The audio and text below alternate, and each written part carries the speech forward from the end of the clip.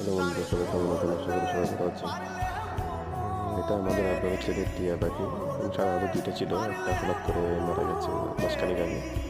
এটা 7-8 মাস ধরে আমাদের বাগানে, অর্থাৎ আমাদের মাজারায় আছে। আর বাবার ছেলে আসে শুক্রবার, এসে দেখে যায়। এটা সাধারণত ওই সূর্যমুখী ফুলের বীজ, মিষ্টি কুমড়ার বীজ, এগুলো এখানে পাওয়া যায়। ওটাই সাধারণত পাই। সারাক্ষণ চিচিমিচি করে, ডাকাডাকি করে, কবে মুক্তি পাবে। আমারও দেখতে খারাপ লাগে, কিন্তু কিছু করার নেই। তাদের ছেলে এটা শখ করে এটা পুষতেছে। আমি সাধারণত যেহেতু থাকি এখানে, আমাকে এটা দেখাশোনা করতে হয়।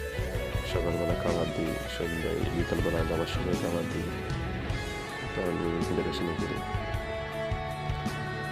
এটার প্রতি এক ধরনের ভালোবাসার সৃষ্টি হয়ে গেছে। এই আর কি। আচ্ছা, সবাই ভালো থাকবে।